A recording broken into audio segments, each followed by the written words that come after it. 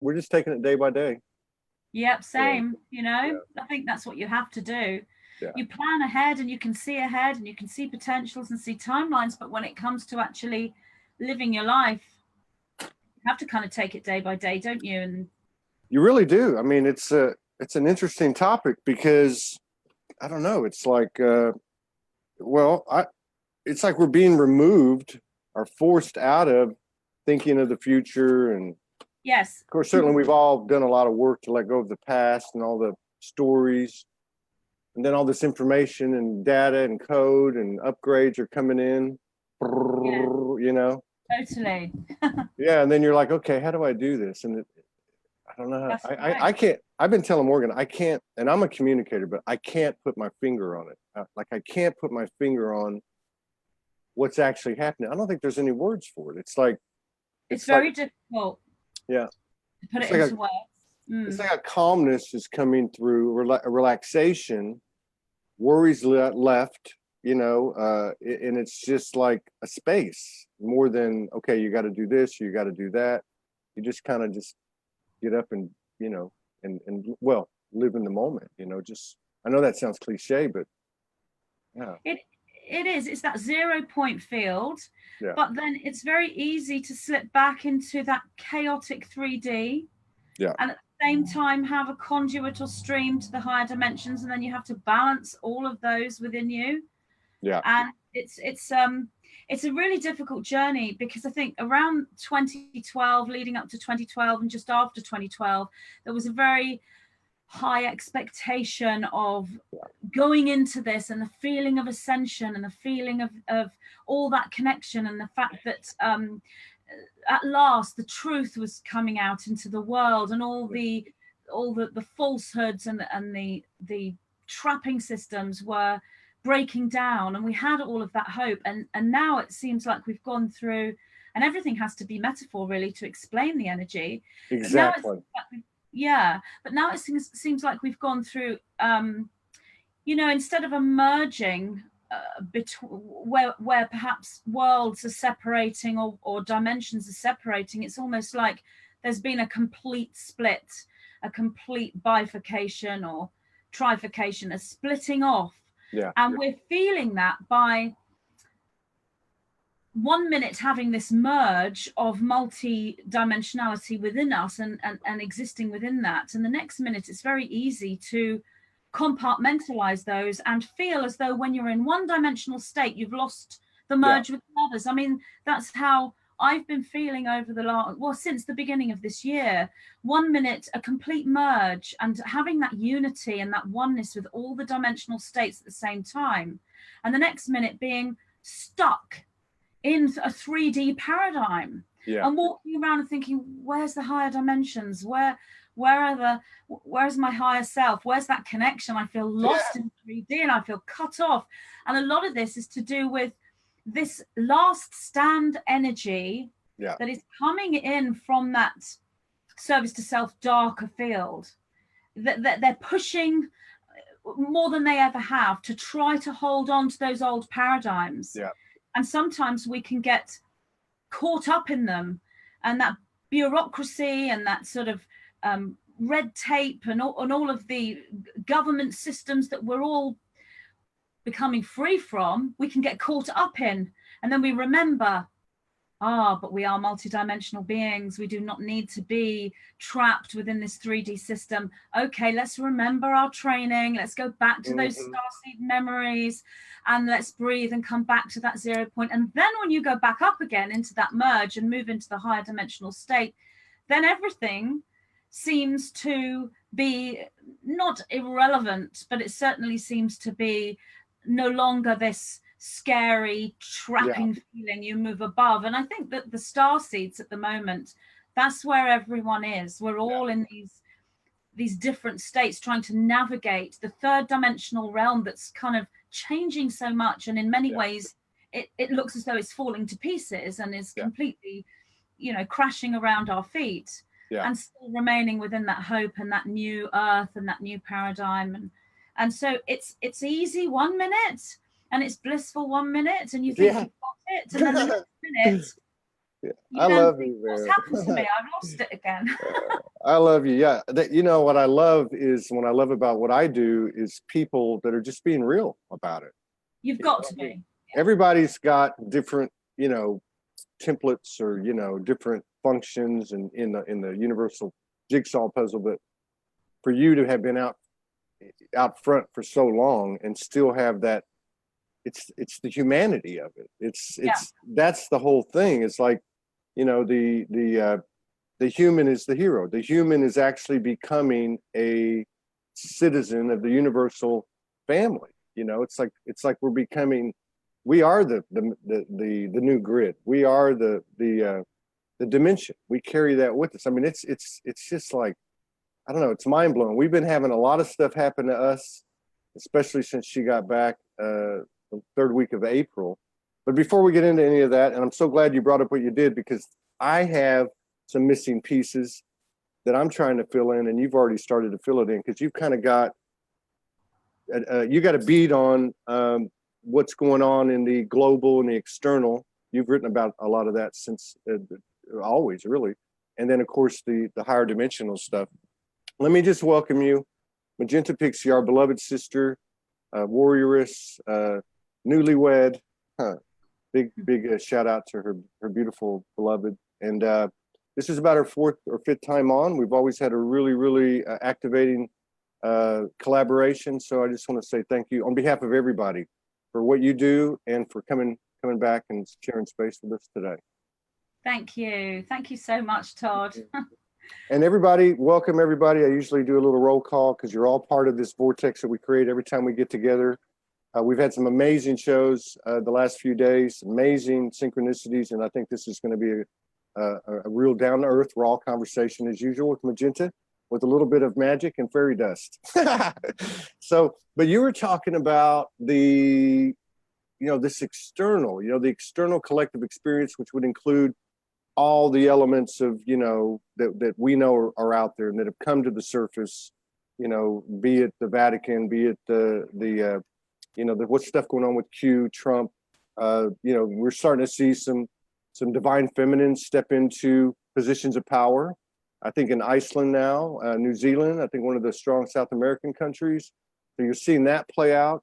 Then you've got the templates of the mission, so to speak, the divine consorts, or whatever you want to call them, twin rays, twin flames. That component is coming into play. We're seeing a bunch of people pairing up very quickly. The intelligence we've been receiving when we commune has talked about that. I saw Shakina Rose the other day, who doesn't really pull in what people call the twin flame information, but the last time she was on the show, she did. And then she did a post a couple of days ago, and she said, I don't get this stuff, but this vibration or this consciousness is really coming into play now. Maybe that's a good place to start, because I know you have a pretty good beat on that.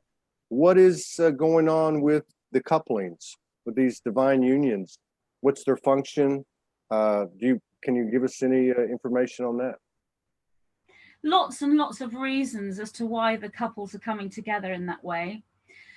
But all the starseeds as a group, they kind of reverberate off one another. Yeah.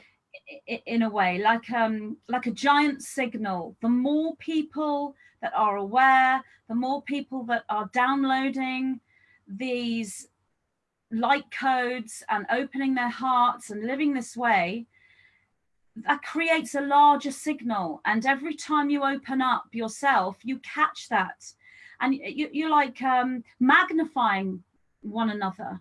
Yeah. And the divine couplings are part of that. That's kind of like a magnification for you in your individual third dimensional life as you come together. I mean, some of these couplings are not necessarily just physical. Some individuals have made major twin flame connections with souls that are non-physical. But for those that are in physicality, they're coming together because now is the time that magnification is needed. And every time a couple learns and works together and comes together and goes through challenges and overcomes those challenges.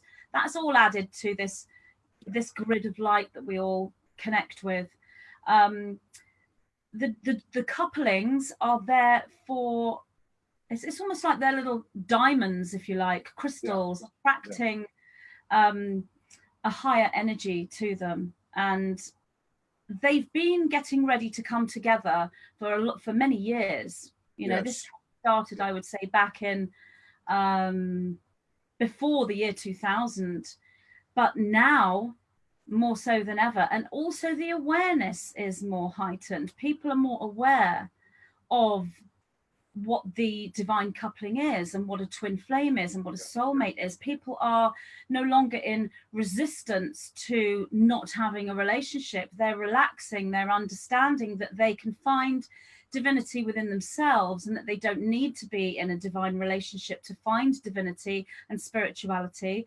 And because they're relaxing and falling in love with themselves, they are creating that divine counterpart in their own lives, and they're connecting with their soulmate twin flame partners. So there are many, many reasons as to why it's happening that way, an individual reason and a more global one.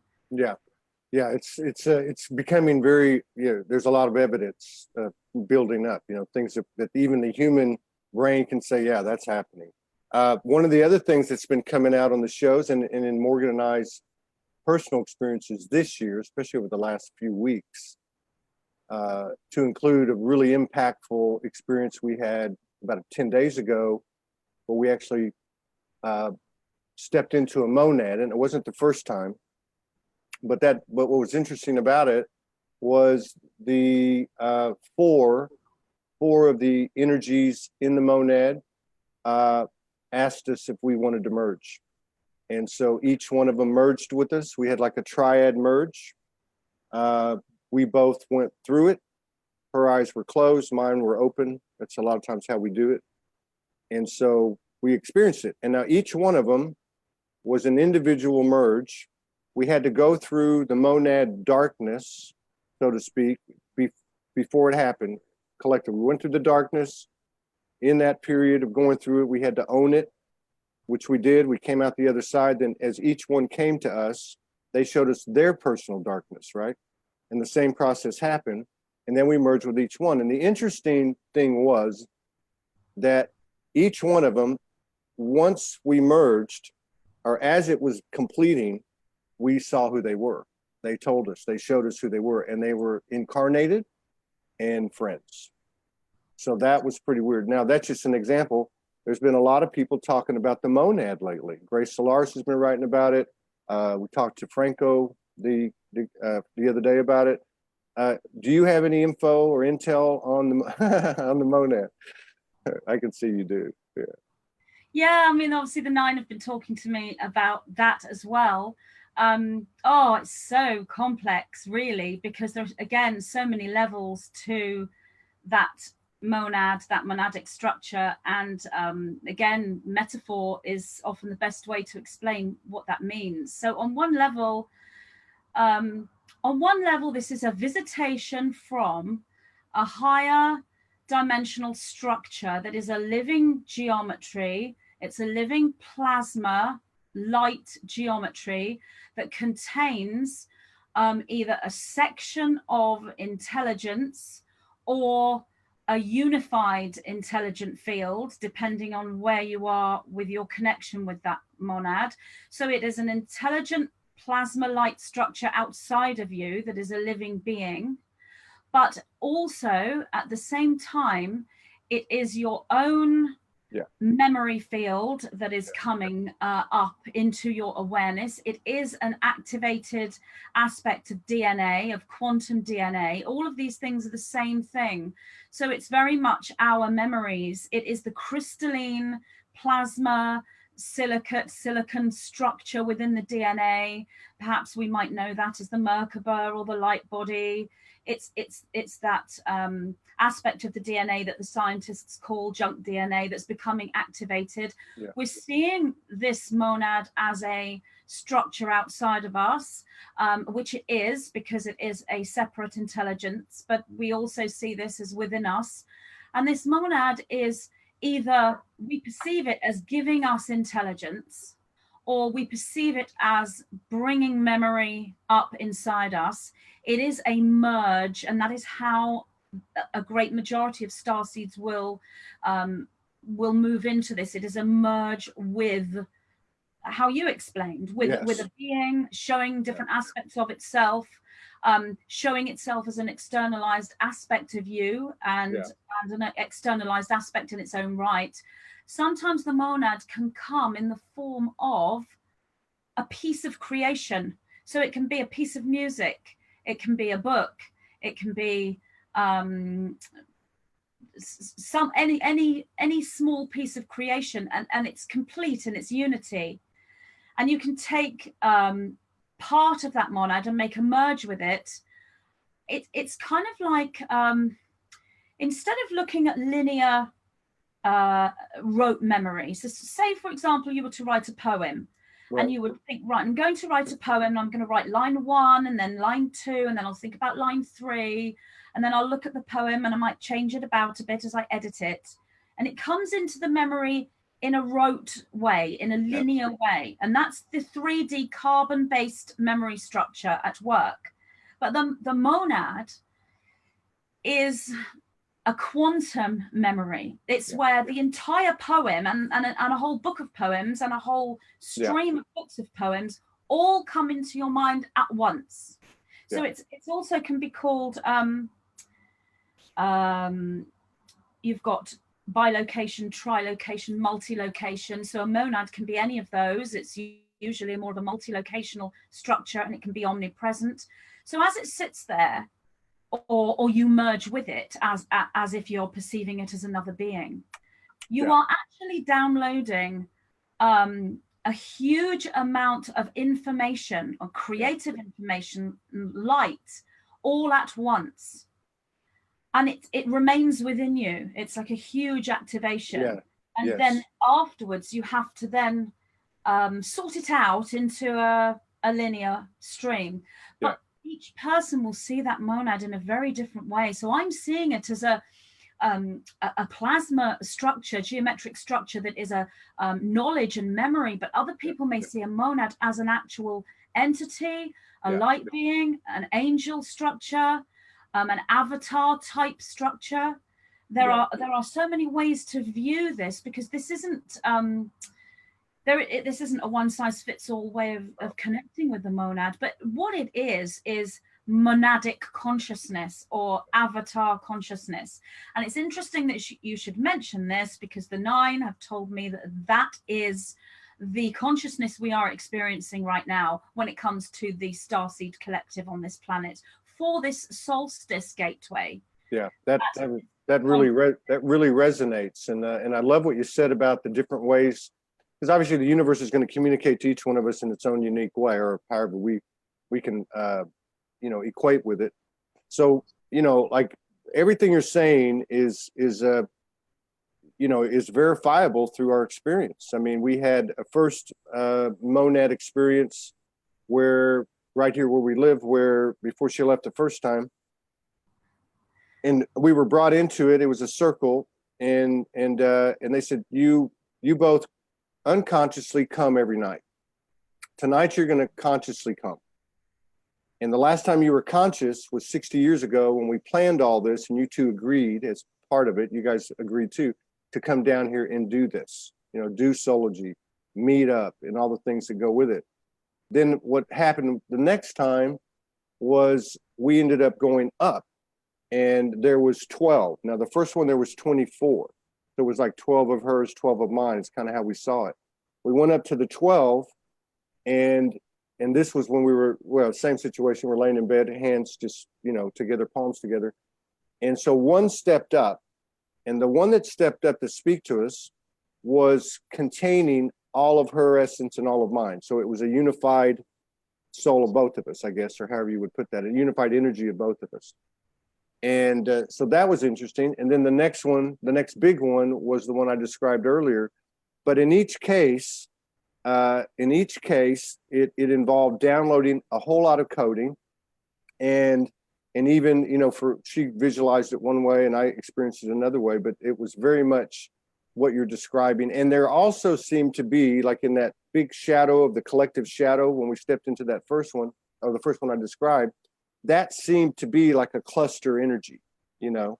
So even though it was presenting itself as you know, what we might call darkness, it was still that composite, that collective wisdom or collective energy or collective essence of the entire thing. So the last thing I would say too is what we've received is when we tap in, because I asked that one that was up there, I said, are you connected to these other two? And they said, yes.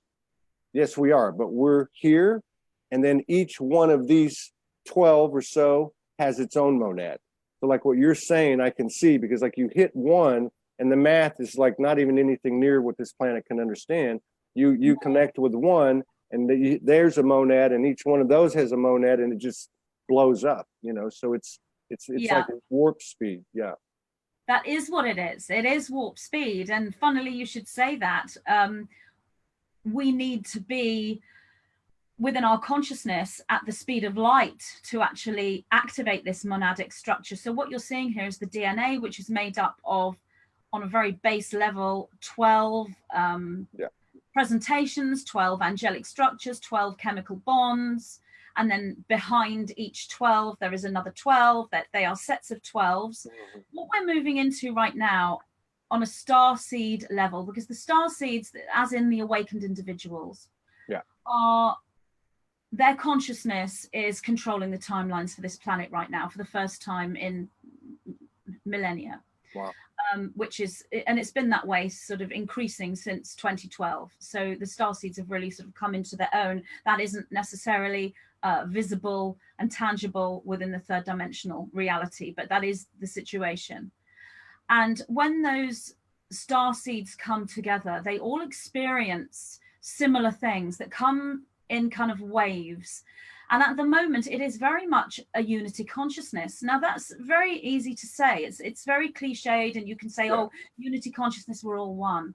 And that's all true. And it is just one very simple concept. It doesn't really need to have this difficult, complex geometric structure to understand. One can just be within that unity consciousness, which is a very crystalline, flowing being way of connecting with oneself and with the universe. But there is another aspect to this starseed consciousness, and that is the indigo aspect, the indigo revolution, the indigo rising, which is a striving for answers. It isn't just about, oh, I'm getting my memories back.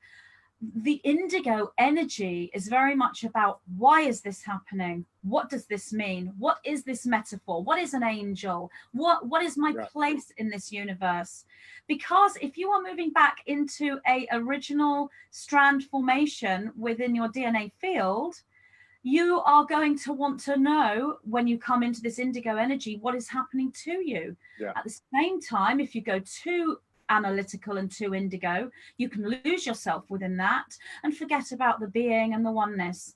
So putting unity consciousness as a crystalline structure and a knowing aside, and moving into the more indigo expression, what you are going to be experiencing is what unity consciousness means in a way that the third dimensional brain can understand. And what that would be is to understand the compartmentalization first, so that then you can come into the unification.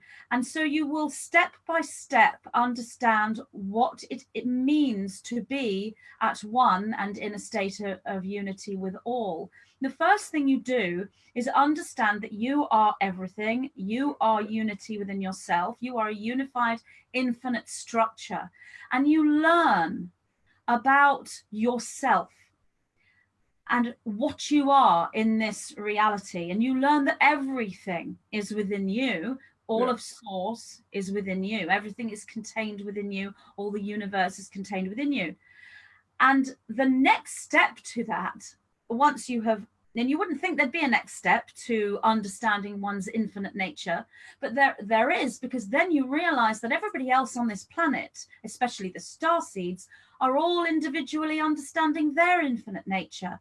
And so what you do is you connect with them as they also move into a plasma field, light body Merkaba activation like you are. They are all raising their memories. They are all activating their original strand DNA. And you don't just connect with them. And it isn't really even a merge or a unification. It can be experienced as a locking into place with them.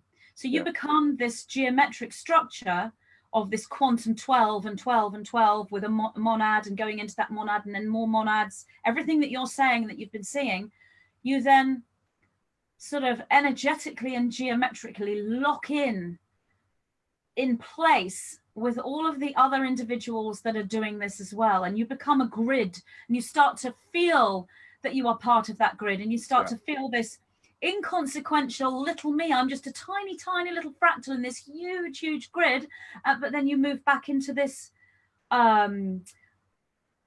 this empowerment that takes you away from being an inconsequential, small little piece of the grid, and you realize you are such an important part of the grid. The grid cannot be made without you. And then you realize that you are the grid. So you're moving in and out of these different stages of unity consciousness. You are moving from a compartmentalization and a pure individualization into this unity consciousness. That is the indigo analysis, the indigo field. And that's what you are going through, you and Morgan right now. That's what you are experiencing, and everything you're saying in your completely unique way. And so are all the other starseeds on the planet in their completely unique way.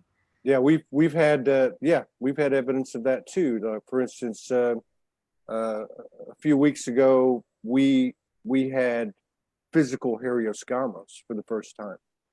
And it was explosive. It was 4 hours of our journey culminating in with the sacred sexual vibration. We didn't know what was going to happen. It just happened, and it was extraordinary. So with that came a lot of downloads, a lot of transmissions, a lot of I guess you would say visitation. But to your point, the interesting thing was, and this is just a micro example of what you're describing, the next day, two ladies reached out to her and said, something happened to me last night. Now they did it by appearances on their own. They described going through the same thing, the same physical reactions, kundalini, soulgasms, I mean, just the whole situation, the surrendering to bring it in. But they went through the same thing on an individual level where we went through it together. And some other things have followed that since then, including just the last couple of days. So I get what you're saying. And it's like one of us does something, then everyone else starts to pick it up, it's available and so it's really interesting. The other thing people have been talking about, and of course people have been talking about this for a long time, is there 2 Earths? Is there going to be 3 Earths? Is there going to be 5 Earths? But what I've been hearing lately, and this goes to a 9-year-old child that visualized it, and the mother put up the post and some drawings. She came on the show. Then a few other people have talked about it. We talked to somebody very credible yesterday about it, that the Earth splits. What does that look like? I think this is something we've all been getting to and trying to balance in our head. What does that actually look like? Are some of us actually going to leave? That doesn't make any sense. Like Morgan was saying this morning, that we would do all this work and leave them all behind. Do they choose to stay there without, the others being there? Do you have any idea what that might look like? So that is all a downloaded memory, downloaded information, part of a monadic structure or a monad, as you were talking about, interpreted as best as possible through the third dimensional linear brain, which is an interface for the third dimension and somewhat the fourth at the moment. So it's all metaphor. There are not in our physical universe, in this one physical universe that we know, there is one structure that we may know as a planet or some sphere that we live upon. It's experienced in different ways by different people, but let's just call it a global planet. There is one of these, but we are looking at a multidimensional reality, which is a multiverse, multi-universe, quantum stream, and we are looking at multiple dimensions at the same time. So there are many, many metaphors to explain what's happening, and everything within these downloads, looking at the planet Earth, is also a representative and a metaphor for our own DNA structure as well. We are the planet, you know, on that level. We are unified with the planetary structure. Our DNA activation is very linked in with different energy presentations in harmonic universes with different expressions of the planet Earth. So one person may see the Earth splitting into two. And that is a metaphor for many things. And it is a genuine, truthful, accurate download. But it doesn't mean that it's literally going to happen. And it doesn't mean that some people are literally going to be on one Earth and other people are literally on another Earth. However, the experience that they live may well be that. And they may never come into contact with the people that are not on that planet. If you want to look at the reality from a higher dimensional point of view, there are multiple Earths. It's not just two. So there is a bifurcation, a trifurcation of Earths, a multification of Earths. And this is relatively new information that I've downloaded, you know, relatively recently. So it's not something I have fully processed myself. You know, we are getting huge different conceptual, visual presentations being downloaded, and we have to find ways of explaining them. So there is a multification, and there are many Earths. There is another model where there are two, another model where there are three, and really it's about trying to work out what these mean, work out what do these metaphors mean. When it comes to a bifurcation of the Earth, we are looking at a third dimensional Earth, which is the one we are experiencing around us. Then there is a fourth dimensional or fourth density Earth, which is from one model, that would be the fifth dimensional new Earth that everyone is talking about. So from one model, the fourth density Earth and the fifth dimensional Earth is the same Earth.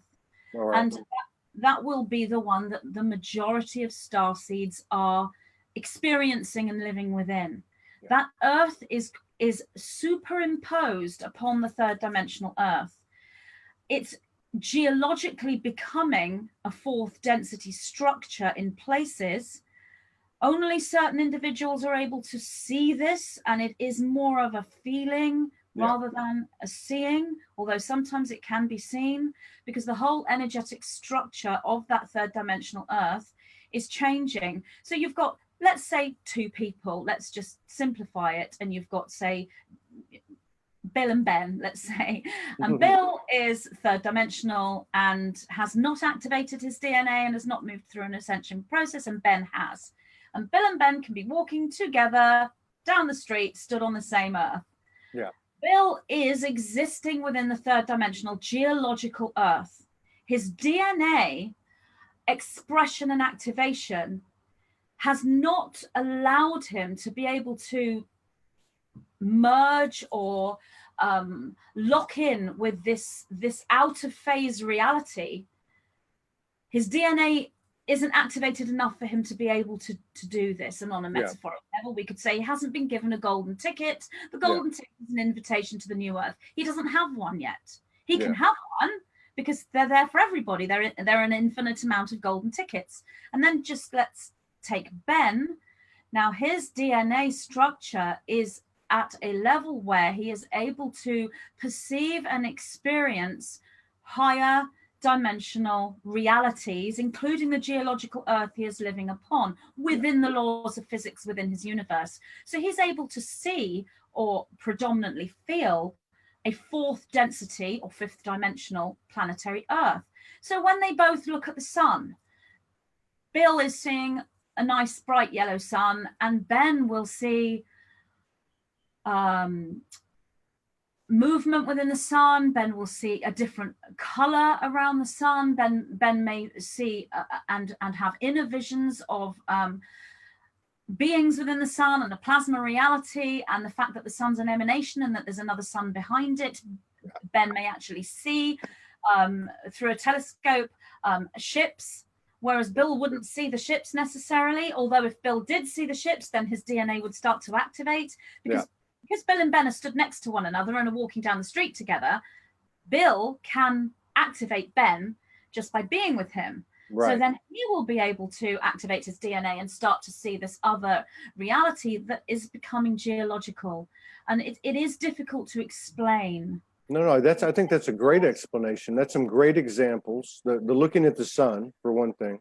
Yeah, because I can think before and after, and I did it a couple of days ago. I looked at the sun, which, first of all, you know, the human part of me said, how am I able to do this right now? I mean, it was no clouds. It was very bright, really, really that shining white brightness where you can't keep your eyes open.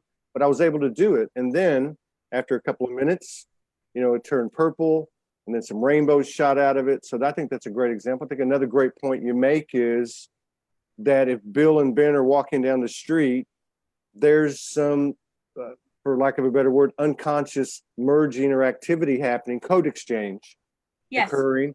And then this again is, you know, some people have been talking about the circuitry. We've experienced it. I experienced it last night when we were communing.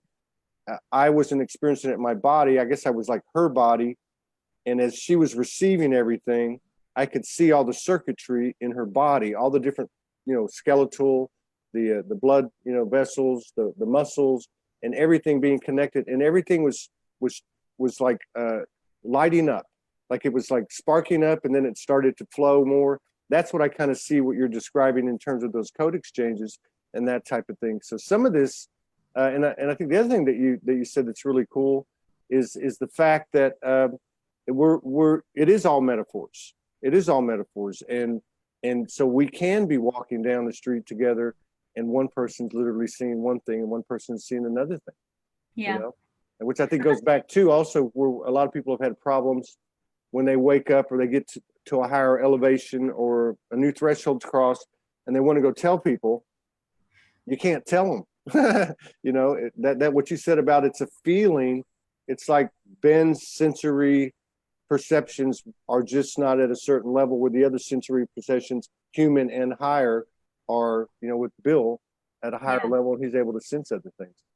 And Bill will only be able to be activated by Ben if Bill is receptive, and that will be due to whether there are blockages within the flow of his field, so that light cannot be activated, sparked up, if you like, and that will be due to the way Ben thinks, the way Ben lives. Bill, the way Bill thinks, the way Bill lives, whether Bill is repressing trauma or whether he's dealing with trauma, his actions, all of those things. So people can block themselves from, they can be bombarded with light codes and not actually be activated because they are not receptive the minute there's any growth whatsoever. And that can be as simple as, do you know what, I think I'm going to go get a massage. It can be as simple as that. And the minute that massage therapist lays their hands on them and they think, wow, this is nice, that is enough. It can be something that simple. But it's very important in all this to be grounded, because we have so many different quantum metaphors coming forward. It's very, I won't say easy, but there are individuals who can become quite confused with all of the different downloads and the different metaphors and what they relate to.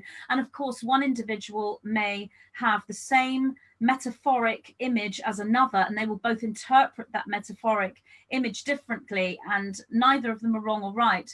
But there are individuals that within this compartmentalization, they don't remain within a unification at the same time. You need to be compartmentalized and individualized and unified at the same time. Some people, and it doesn't mean they're not going to get there eventually, but some people will move into the compartmentalization and see everything as separate, even though they are raising within a spiritual belief system. They get lost, if you like, in a fourth dimensional reality and don't quite make it to that unification of the fifth dimension. And there are a lot of people within the spiritual community that are kind of there. And for the new awakened individuals who are just coming into this, it can be quite confusing for them to meet individuals who are teaching or helping them from this compartmentalized viewpoint. However, nothing is a mistake and everything is there as a teacher in the higher. No, that's a great explanation too. Let me just kind of go back over that so I can digest it. So I get it. Like the compartmentalization is almost like you're mastering that specialty, or you're receiving the code, the full course on that. The individualization is containing or comprised of different compartmentalizations, and then you have the unification, which is where you can step into the compartmentalization, maintain your individualization, and still see the big picture without separation, see that circuitry. Exactly. So you would have an event horizon to your structure, to your the compartmentalization remains within an event horizon. It doesn't go outside of that boundary. And the event horizon is the boundary that can change its structure and then lock in with other individuals who are also compartmentalized and individualized, and you become a grid, a unified grid. You create the unified field and you become a monad. You're a monad yourself. Even though you see these monadic structures outside of you, you become the monad yourself because your DNA is converting or restructuring itself back to the original formation. But if you do not have that event horizon, if you do not have that boundary, and this can be interpreted as literal boundaries within the third dimension, in your third dimensional reality experience, if you do not have that event horizon around that structure that you are, you become compartmentalized and you become many, many, many individuals without the unification. And that becomes more akin to losing your mind. Well, I wasn't going to say that. No, I'm just kidding. I'm making a joke. It's more akin to a disassociation, although it's not, because disassociation is more losing your mind. What I'm saying is, I mean, I'm not talking about mental illness. I'm talking about ungrounded individual within a spiritual awakening. Absolutely. Individual, but basically you'll meet someone who says to you, I'm Jesus. Yes. I'm Christ. And so, okay, are you? Yes, I have memories of being Jesus. I know that I was Jesus, and I'm here to bless you all, and I'm here to help you all. And they have memories of being Jesus, and they know that they're Jesus. And the thing is, they are correct. If they were to put that individualized structure of themselves as Jesus inside that monadic unified sphere with the event horizon, Jesus becomes one aspect of an infinite structure of aspects, and it's placed in its correct place, for we are all Jesus, and we are all these individuals. But when you don't have that boundary and you don't have that event horizon, you think you're Jesus and that you're the only one who is, and everyone else isn't Jesus. That's the problem. So that's another way to say that, I think, is and I understand it. Just like we had attachment to our traumas and our stories of the past and our past life memories, we had to learn to put that in a proper place. Then you have this stuff coming in, and it's powerful, and so it's perfectly understandable. But another way to put it, I think this is what you're saying, is it's like the attachment to it. It's like the attachment to it. Like this is the end-all cure-all, when in fact, let's just say Jesus is one of the 12 components of the core monad. Then he goes here, and Saint Germain goes here, and Kuan Yin's here, and so it's kind of like that. Yeah, exactly. That's a really good, and you brought up something else too that I think is important to restate in terms of merging. Morgan and I were talking about last night, because she's been doing it for years and years and years. And I said, I think there's almost like two things happening here recently with our interactions with certain people. And that is that the merging is because it's like, it's good to be conscious, but it's happening anyway. Like say a starseed is walking up to a starseed, well, by the time they come together, all this stuff has already happened because of their frequency, like tuning forks, right?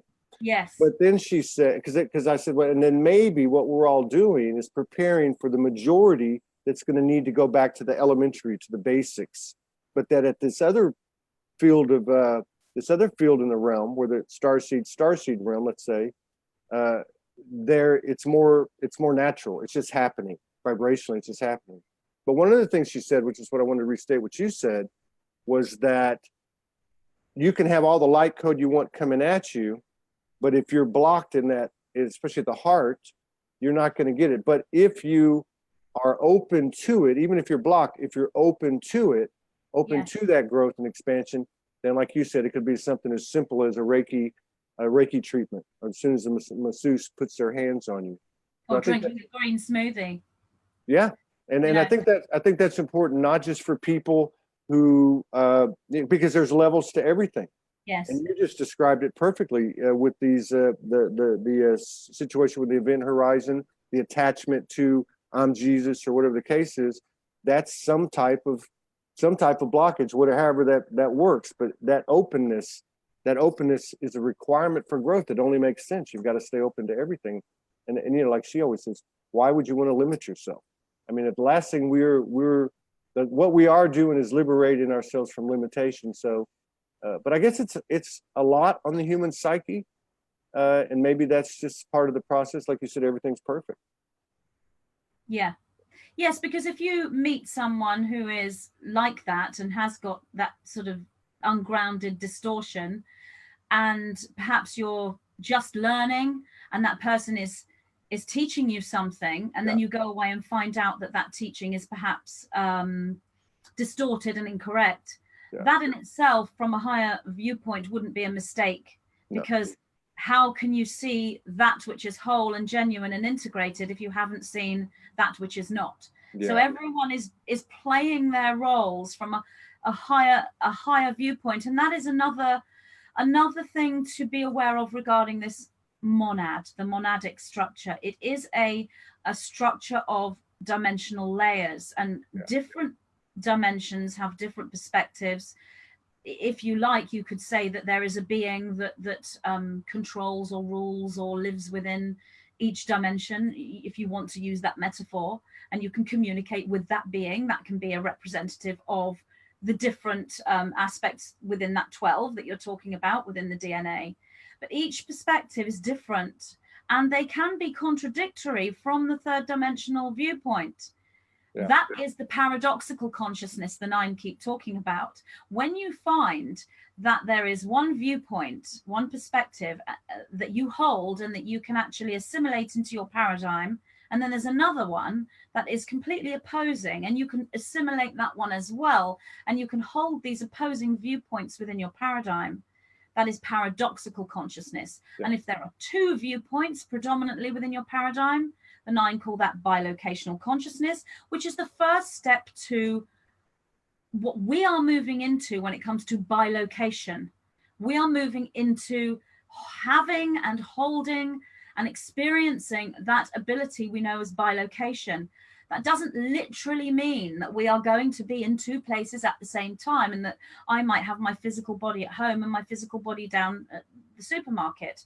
It may well come to that eventually when the geological planet supports that that expression, but it starts off as a consciousness, an awareness of being in 2 places, the 3rd dimensional Earth and the 5th dimensional Earth, or however you want to put it. And then there is a trilocational consciousness, which is holding 3 potentially opposing and very different paradigms and embracing them all within your paradigm. And that's the Trinity. That is the Holy Trinity. And then there is multi-locational consciousness, which is a multi-paradigm, and that is part of the unified consciousness. As we compartmentalize within this infinite structure and hold that individualization and have that event horizon, and we become aware of what we are, and then we make the connections with those that are like us, because there are quantum parallel selves that literally are us, and then there are others that are existing upon the third dimensional reality the same time as us, that are definitely us as well, but are presented as different expressions. And you will experience that most closely with your soulmate twin flame partner. Yeah. As we do that, as we understand that structure, that is when we, as I've said, come into this awareness, this indigo revolution, this indigo awareness and analysis of understanding what that compartmentalization is. And that is when we start to literally feel and hold these multi-locational paradigms. Yeah. And that can be experienced in a myriad of ways. We may have a dream where we're in 12 or 20 or 5 or however many it may be, different places at once. Yeah. We may come back from a dream and realize that we've been in 100 places at once.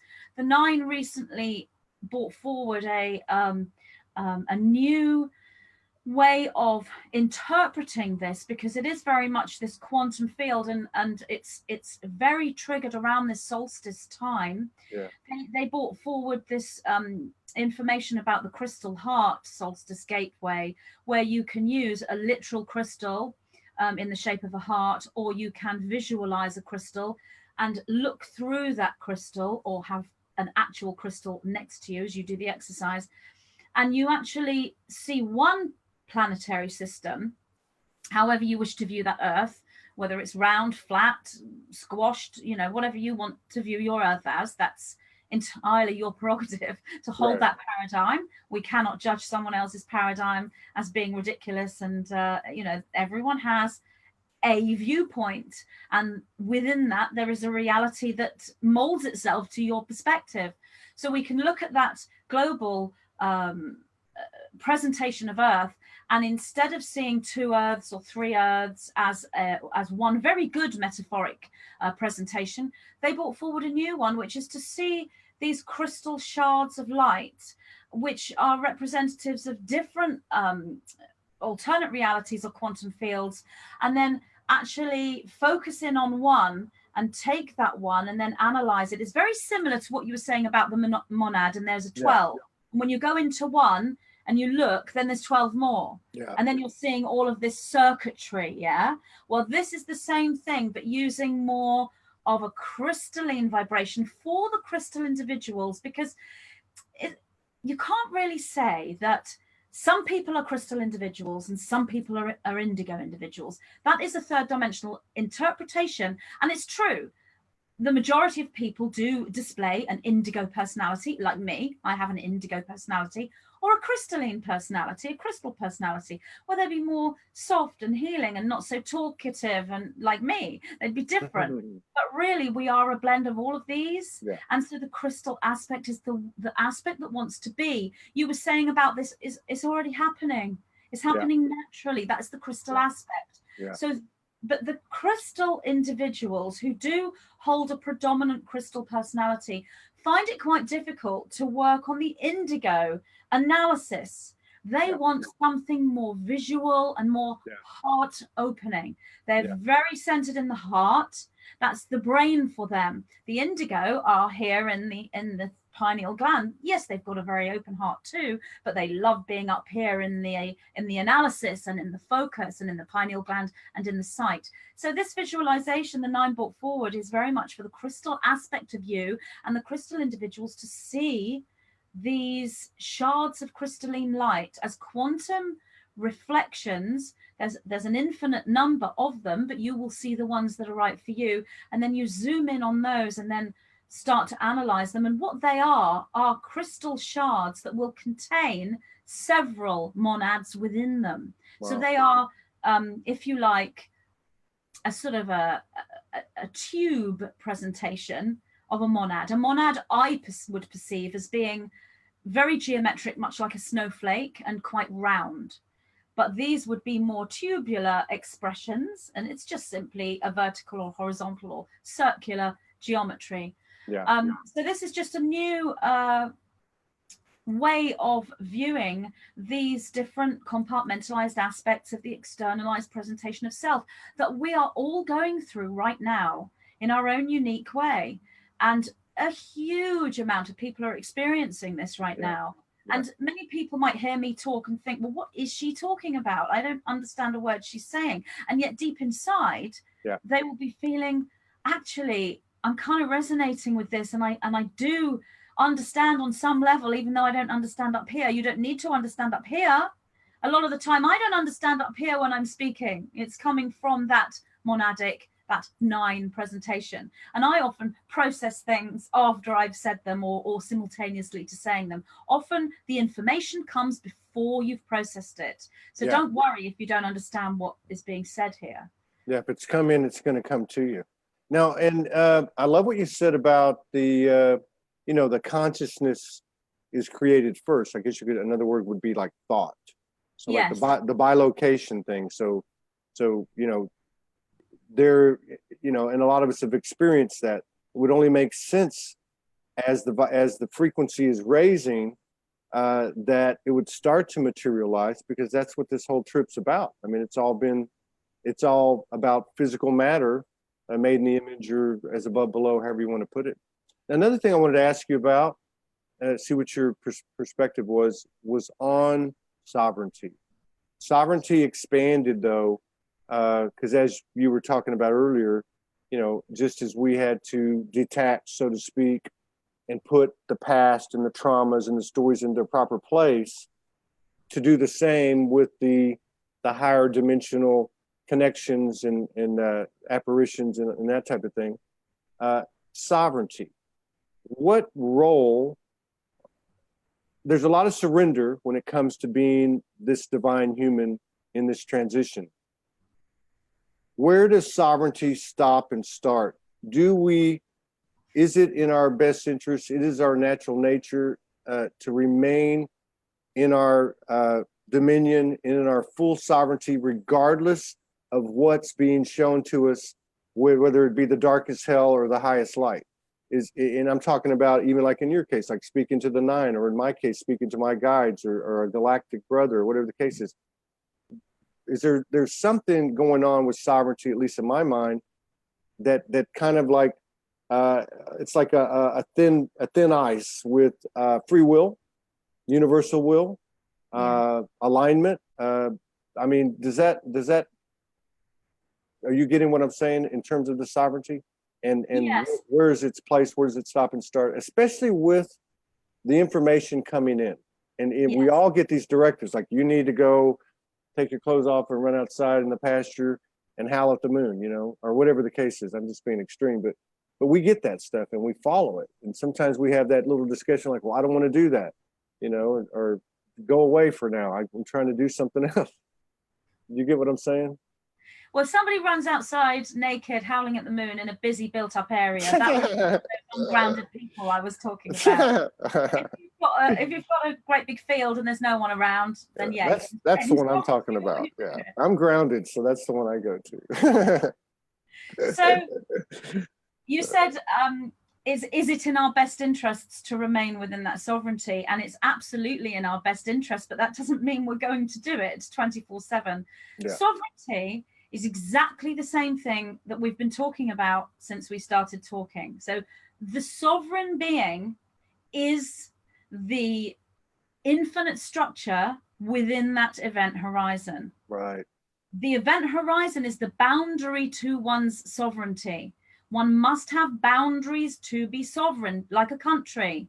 Yeah. That's why, borders and walls, and Trump wanting to build walls, and us here in the UK, there's the whole Brexit thing going on.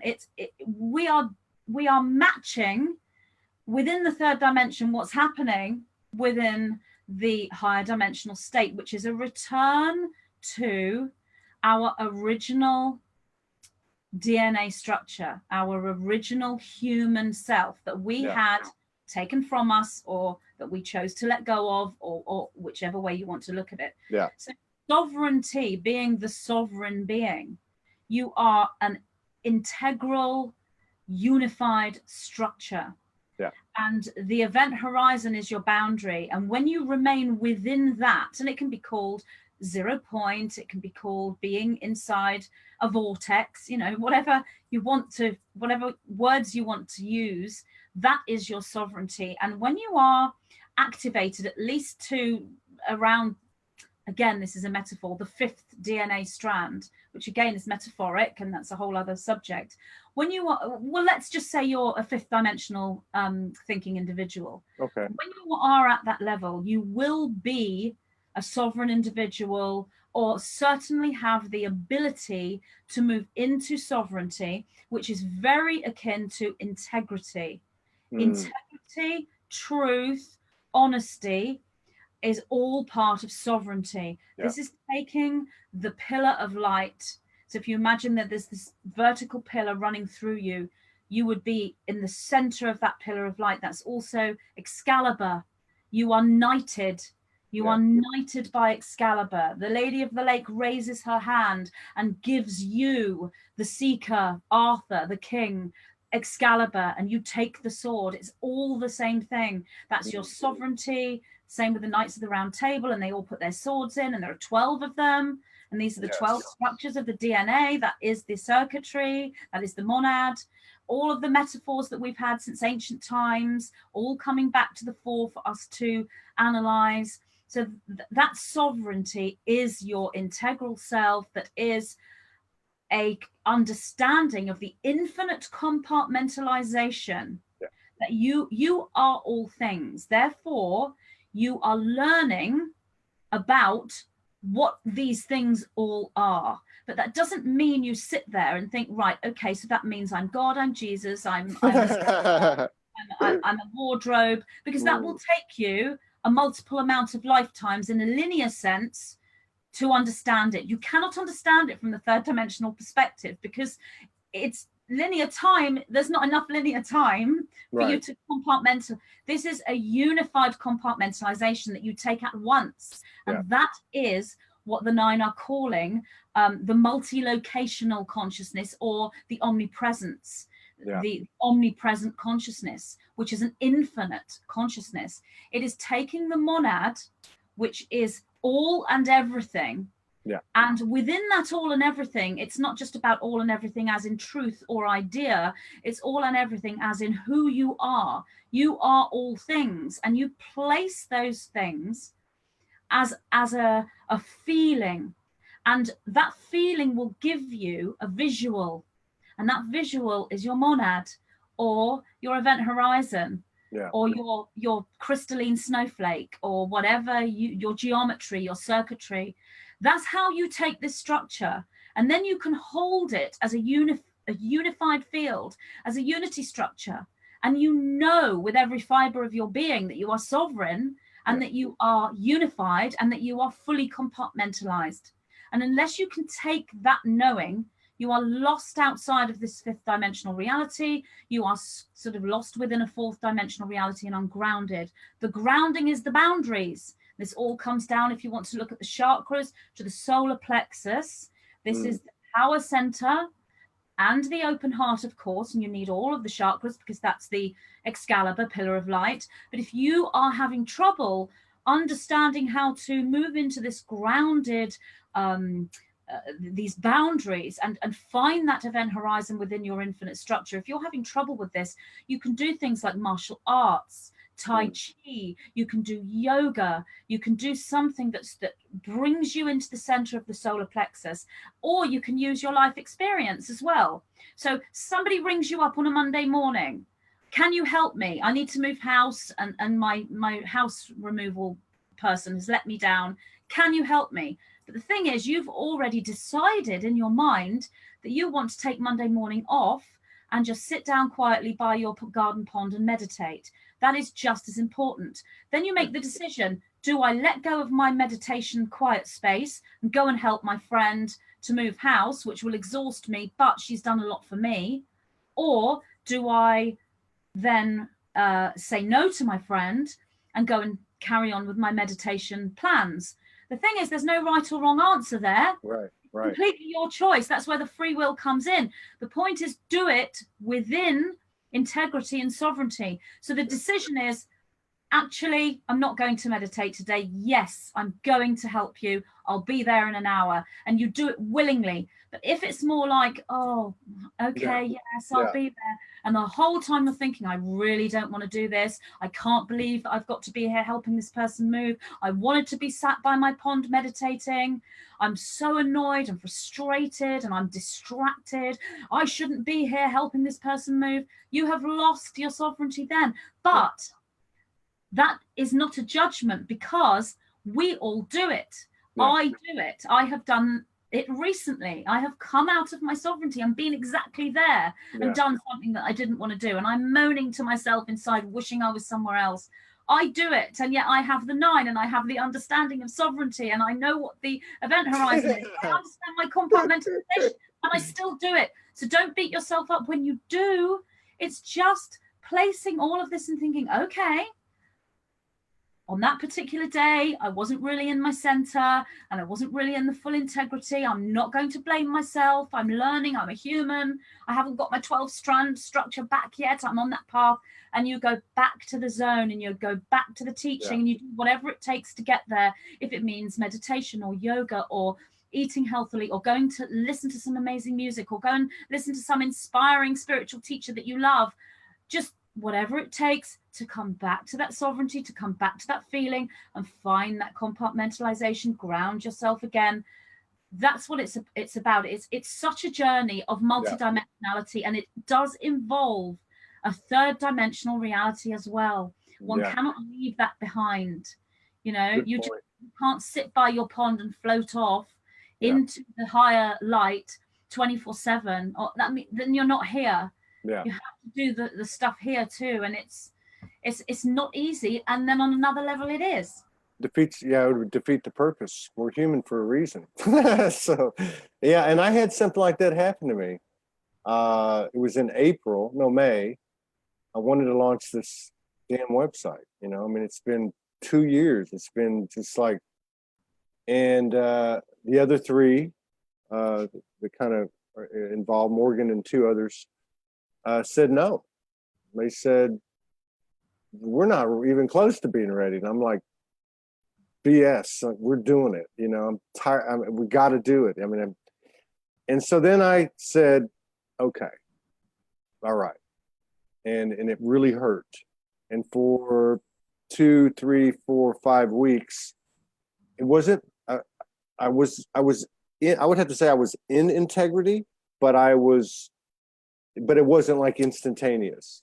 It was like a process. So I had to go back. Why did I do this? And what it all came out to, and it's just an example, was it was moving from the patriarchal, you know, the straight lines and the organization and the control to the flow of the feminine, you know, that was the kind of what I got out of it. So I started that was my meditative way to do it, was to started to embrace that. And but it took me a while. So I totally get what you're saying. Either choice is a good choice, and even if you make the choice where you have that second guessing, and which is really kind of like resentment and projection or whatever, it's still going to end up in the same place. You're just going to take a different route, you know. So that's a very good point. I like the way you're putting this stuff into the human experience, because I think it has to be, really, because everything you're saying I relate to, and this kind of happened to me in a very different way around about May as well, same sort of time. Because the Starseed individuals are so unified in their journey, you don't just have 1 or 2 people going through something. There's a whole group, and people who have been through this and who are going through this will have found their way to our chat, and they will be listening to us right now saying, hey, that happened to me in May as well, or whatever. So you have to bring it into the human experience, because otherwise you have to kind of go both. People need the activation, and they can only get that through a a chargeable, activated, plasma fire idea or piece of knowledge, because as they hear that information, it holds a resonance. Yes. It holds an activated charge that is in alignment, and what that means is it is it has a life of its own. It's a living Yes. thing. It is a monad. People need that activation so that they can actually find that within themselves, and that assists them with expansion and assists them in decoding their own metaphor. But there's no point in just staying there. You have to bring that down to the everyday, because we're living in a third dimensional reality, and people have houses and money and bills and families and all of the life stuff. So everyone needs the 3D tutorials as well. Yeah, absolutely. Yeah. And I love what you said too, that that's a consciousness, you know, which is kind of how Soulogy presented itself to us last summer, as a consciousness, separate. So it's like a micro, macro example, but like even things like that, like recently there's been, over the last 2-3 days, the dialogue began in regard to something's going on with the financial system. Something's going on with money right now. Talked to another person. I said, hey, you know, there's kind of like, what would you call it? Just a period of suspended animation almost. And you can see that it's collective. Then another person said, you know what? I'm doing an event. I usually have 60 people. We've only got 12. You know, another person said, you know, my books stopped selling. So there's like something going on. That's a consciousness, like you're saying. And it's like we're tapping into it, like to a new way, you know, new neural pathways, new path, a new way. So it's interesting. It's interesting what you said about, because that information, like the circuitry, it's like it is moving faster and faster among those who are alike, I guess is to put it another way. Starseed. And it's not easy for individuals to sort of get this all at once. You know, they have to work this out in their own way, and look at their own life, and look at the metaphors that are coming through themselves, and find that sovereignty and find that balance. And it's not easy, and it can be very challenging, but it's also incredibly enjoyable as well, and very, very blissful at the same time. It's almost like, many people will say that they're at the most challenging time of their lives with this, because the mind is being expanded to such a point that they never did believe that they could think this way. And yet it's the most wonderful time of their lives at the same time, because all this magic is happening, and they're having more of a connection with people than they've ever had before. But it will depend on where that person is and what they're manifesting for themselves. There are people that are spiritually aware that are cut off from others, and the only way that they can make that connection is through interviews and shows like this. And another thing too you're bringing up too, which I'm seeing, it's a very acute awareness of polarities. So Morgan picked up about 10 days ago, doubt and delusion. Like because we were having what you're describing. We're having like this powerful clarity coming in rapidly. And then, like you said, you go back to, like you said at the top of the show, you go back to being a human in the 3D stuff. You're like, where did you guys go? You know, what's happening now? So you sit there and marinate in it.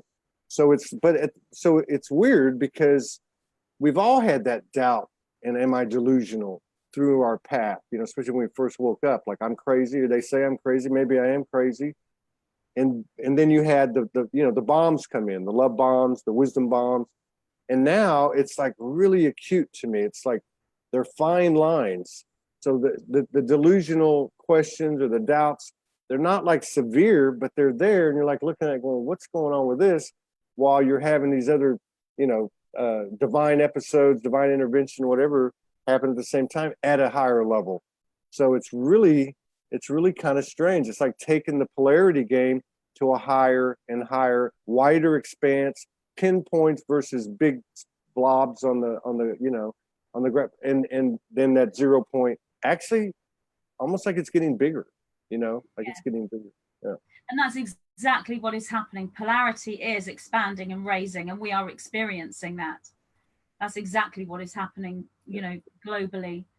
Polarity is changing, and we have to integrate that polarity within ourselves. You were talking about the Hieros Gamos that you were going through, and that's all part of that same thing, that polarity. We can't move into that sovereign structure and take that integral infinite structure with the event horizon without understanding the polarity. Yeah. And yet it's a unified, non-polarized structure. Yeah. But if you want to look at it as a circle, you would perhaps see it as a yin yang, a complete balance, a merge, a blend.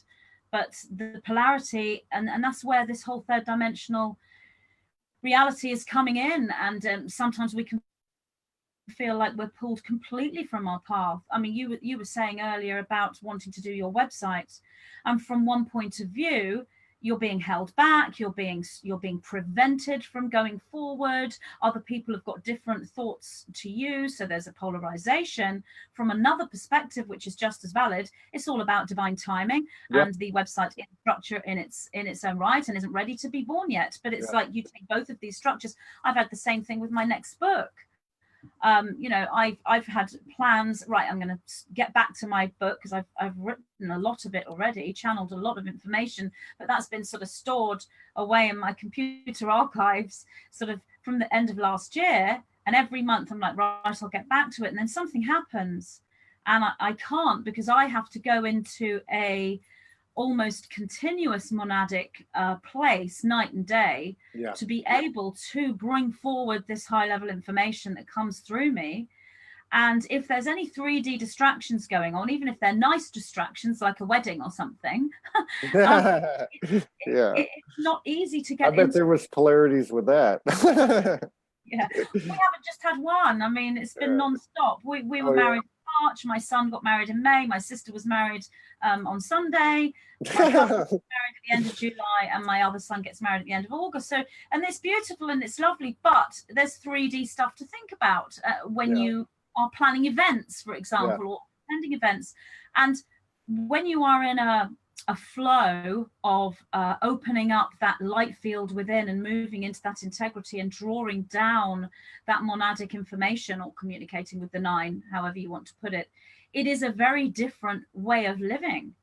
And it's interesting how people who are sort of predominantly in the third dimensional existence view you when you move away from the sort of the done thing, the brainwashed this is how we live. People worry about you and think, oh, you haven't been out for a whole week, and like, why don't you ever travel, and why don't you want to come out to this party? Or I mean, I heard something the other day, I mean, I just couldn't believe how, and it's supposed to be an inspirational quote. I actually heard something the other day. Somebody said, a job is just a job. Don't let it define you. At the end of the day, forget about your work. You work to live. Go out and live your life. Don't worry about your job. That's how people think. Your job is something you do from 9 to 5. You hate it, but you know, it's the way to make a living. Just knuckle under, grit your teeth, do your job, clock out at 5 o'clock, and then reap the benefits of your hard slog. I mean, what kind of inspirational teaching is this?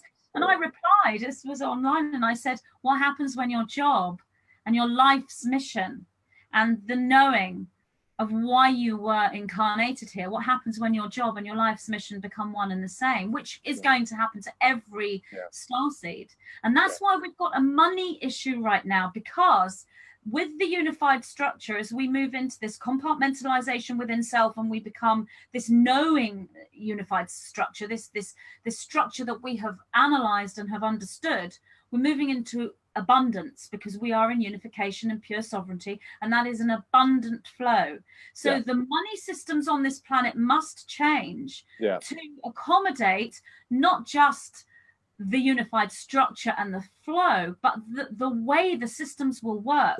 Because the starseed consciousness is the majority consciousness, and that is not a consciousness that believes you clock in at 9 and you clock out at 5.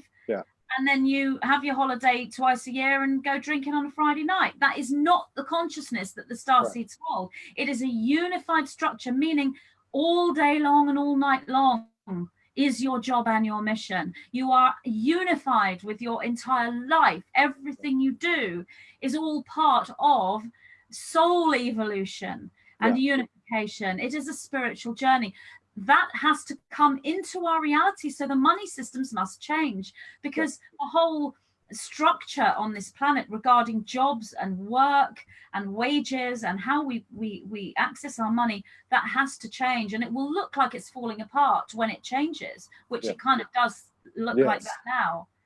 That's when I've been picking up on it, and you verbalized it, which I hadn't, but that basically is that starseed consciousness is in command. And so it's even, I don't want to say that we don't have to take 3D steps or actions, but that consciousness, the way I'm seeing it, is putting immense pressure, almost like the final straw that breaks the camel's back, immense pressure. And that's just one example, but immense pressure on the false financial system, the matrix financial system. But it's so difficult for the starseed who is aware and in that integral structure and taking their sovereignty and finding that individualization, taking that spiritual journey, and then they go out and they are faced with the old energy, because it's still there on a physical level. The time hasn't caught up. We're all living eons in the future, if you like. The starseeds are living way in the future. They're in the fifth dimension. They're on another planet, and they're existing physically in 2019 on this planet. And then you'll come across the old energy, and that is still the system, the governmental system, the bureaucracy, the mind control, the structures and the paradigms that people have.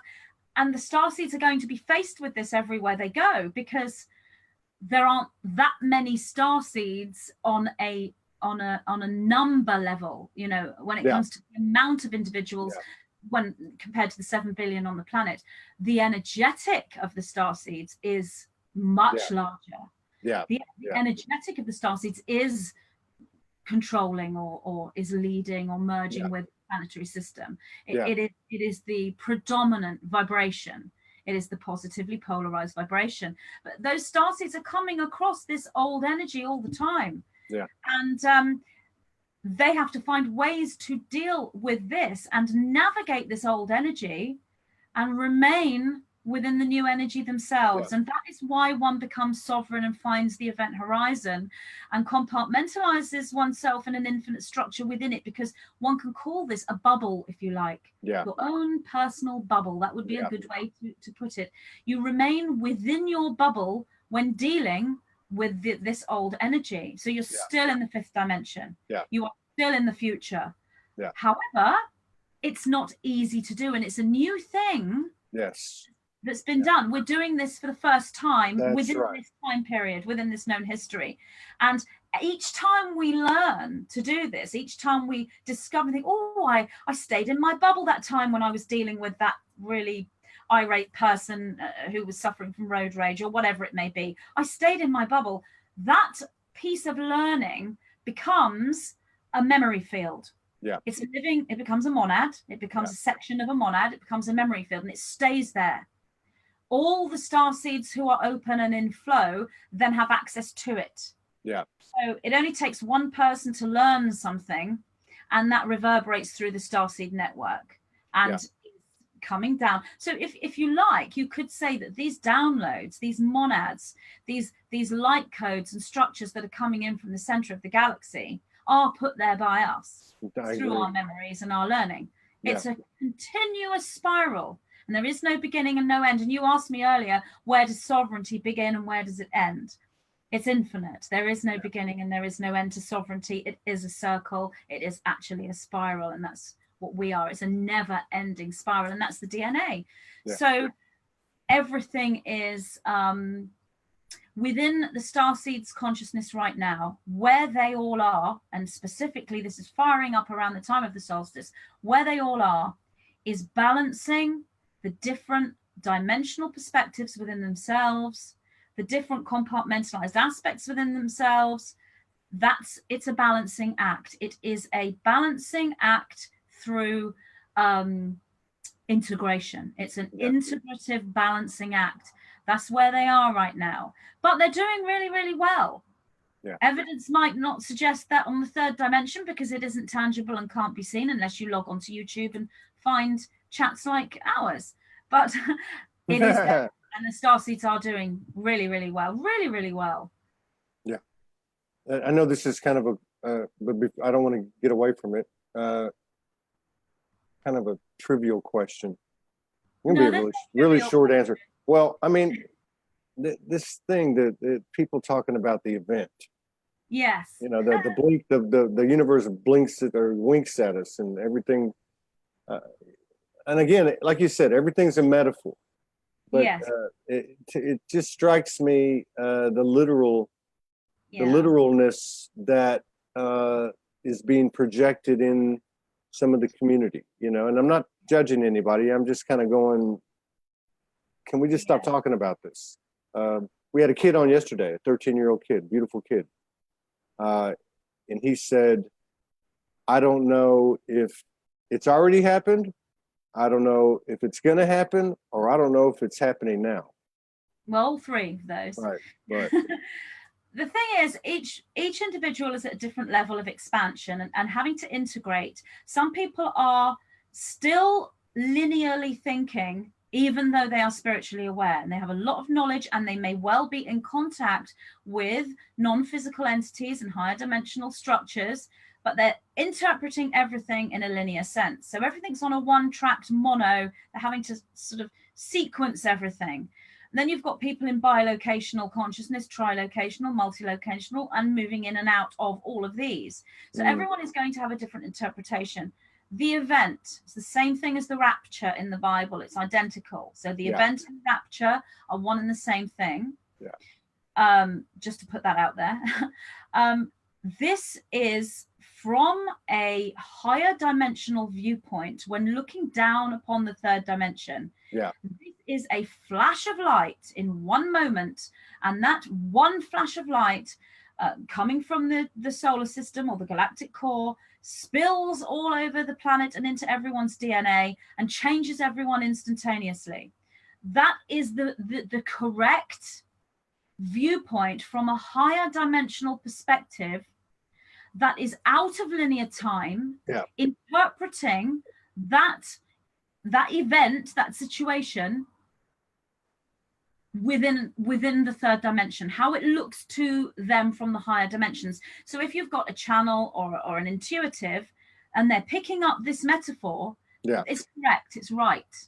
Yes. That's how it is. Yes. However, when you are down here in the third dimension and you are experiencing the third dimension, it's very different, because you are looking upwards then, and you are not going to see a reality where there's a big flash of light and your DNA gets woken up and all of a sudden everything's completely different. You're transported into a new dimension instantly, and it's one big event that we've been waiting for. That isn't how it's experienced within the third dimension. Right. The event is, as I said, the same thing as the rapture, and that is a flash of light. Yes. That is an increasing of light, photonic light, plasmic light within the DNA. Now, it's instantaneous from the higher viewpoint, but from our experience in a linear reality, it's a linear experience, and it takes place over time. Yeah. Yeah. So it is not something that's going to happen on one big day. Yeah. If one is to give the event or the rapture a date, one would look at the predominant consciousness when it comes to the counting system. The predominant consciousness, when you're looking at Atlantean codes as well coming in, sent from the past at Atlantean times into now, one would then be looking at the calendar system that is the Mayan calendar. That would be the timing that would tell us when the event is most likely to take place. And that was the 21st of December, 2012. Right. That was the moment for the event. And that flash of light took place from the higher viewpoint. However, that 2012 point is a never expanding time, opening up into several sections of time, several years. The 21st of December 2012, it's interesting we're talking about it, it was a 0-point field portal. Whenever there is a energy spike, as in the raising of frequency on this planet and within the starseed individuals, that matches the level of the 21st of December winter solstice energy, when the energy spike outside of that time, moving forward in time, matches that, you move back into the same space. So basically that's happening now with the summer solstice on the 21st, or the winter solstice, depending where you are in the world. The 21st of June is that point. And that portal, when it opens on the 21st of June 2019, it connects in like a tunnel, like a wormhole. You have wormholes that move from one section of time to another section of time. That's why it's called a stargate. So the 21st of December 2012, the event, is occurring within any energy spike that matches the frequency of the 21st of December 2012. And the only reason why the 21st of December 2012 was such a high energy spike is because of the collective consciousness within the starseed community holding the memories of the Atlantean measuring system, which fell into the Mayan calendar teachings. That's why it ended up falling on the 21st of December 2012. I got you. Great explanation. Really good explanation. Now, let me just ask you this last thing. So with the solstice coming up, I mean, obviously everybody can feel it. This is ramping up. I saw a post yesterday, the Schumann was at 92, and another one showing, I think, I want to say the last 4 or 5 days, there was 3 incredible unexplained spikes. Your spike. That's your spike. Spike. That's the spikes, yeah. And but what would your advice be for any of us in terms of preparation, readiness? I don't know, that's not the right word, to experience the solstice. Is there anything we might want to do to align with it, take advantage of it in the right way, for our own personal growth and therefore the collective? Is there anything that you can think of that might serve us? Well, whatever you're doing on that day is the right thing for you. There is no right or wrong as to how to move into these stargates.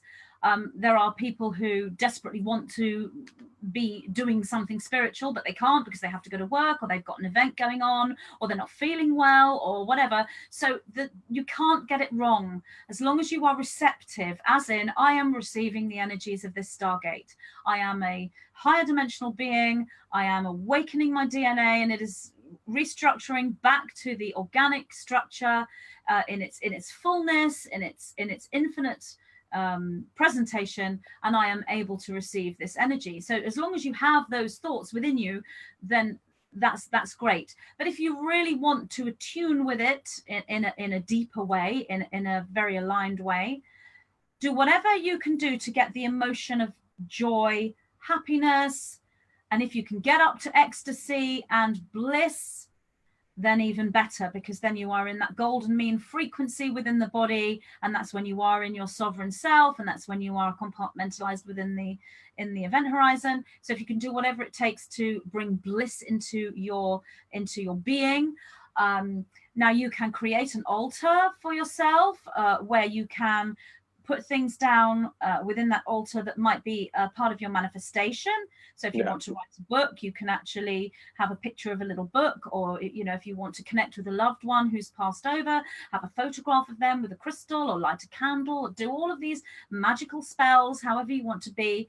If you want to join with others in celebration, some kind of dancing, some ceremony, some kind of connected, focused ceremony, drum circle, and all of these amazing things that you can do.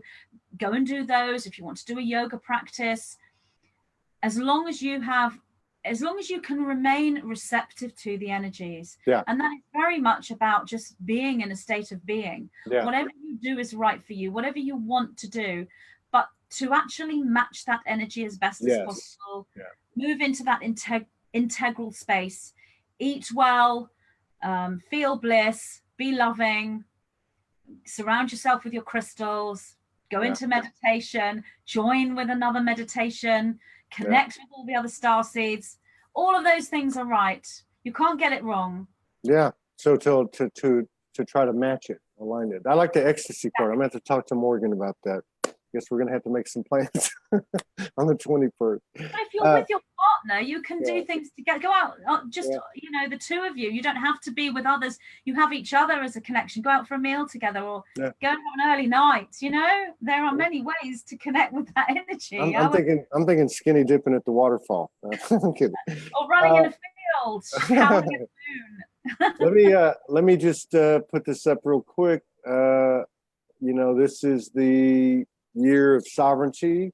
A lot of people talk about that. Expansion, co-creation, collaboration. This is magentapixie.com.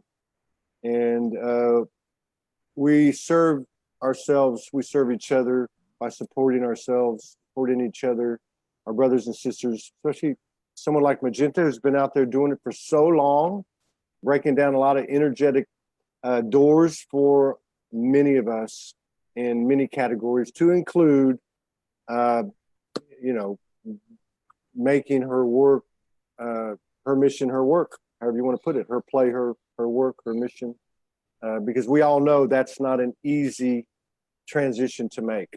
You know, many of us still have a 3D job and then do this on the side, and many are in, I've talked to a lot of people recently, they're putting their 3D jobs away and they're taking that plunge. So she's led the way for us. There's a very comprehensive site here. I've looked through it a few times. She's got some free stuff on it.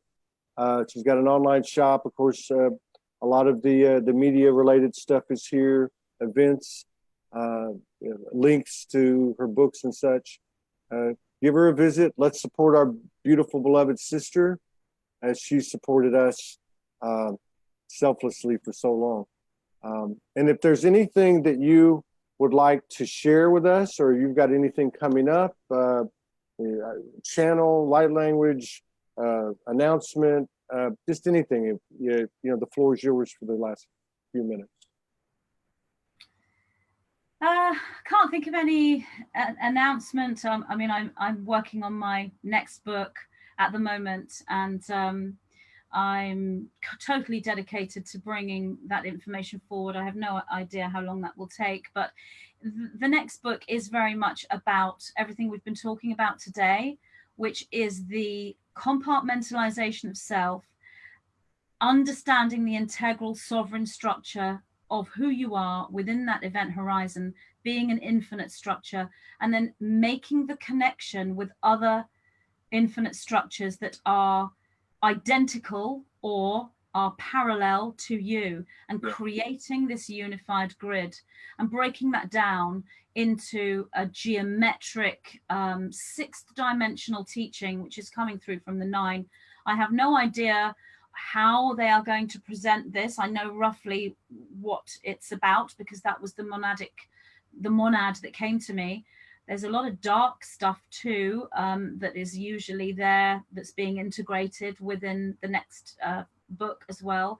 The book comes as one structure, you know, so I see the book, and this is will be a larger one. My last book was just a little tiny one, the 5G book. But you know, I'll just part really and say last words, as in, you know, enjoy the solstice coming up. It's only 2 more days, and so enjoy that energy, connect with the starseed brothers and sisters. You don't have to go into meditation. You can literally close your eyes and just ask to see all the starseeds, all the awakened individuals, and just feel them all, and know that you know, you are part of that family of light, and that we are doing well, and that we are working so hard, and we are reaping the benefits, and we are a team, and we are a family, and we are well on that mission. Just keep remembering that, keep holding that strength. We are on that mission. We are doing what we came here to do, even though it may not feel like it to us, and hold that knowing on the day of the solstice. And if we can all do that, that becomes a living memory that then manifests for real. That's how we're manifesting this. Absolutely. Yeah. Thank you for that. So, I was going to say, I've got a feeling there'll be a new crop circle coming out somewhere around the solstice in this country, in England. And I feel that that particular crop circle will be very significant towards DNA activation and memory. I don't think it'll necessarily come on the solstice, but somewhere around that time period. So have a look out for a June or an early July crop circle in England, in southern England, and work with the geometry and the message. That's something that just came to me. Yeah, and there's been a pretty the last couple have been pretty powerful from over there. I think one was on the 6th to the 3rd, but yeah, thank you for that. Thank you for sharing space with us. I look forward to future collaborations, and I'm very thankful and honored and grateful, you know, to be able to collaborate. Yeah, thank you. You take care. Best to you and Daniel. Thank you. You take care. Love. Thank you. Bye. See you, everybody. Bye-bye.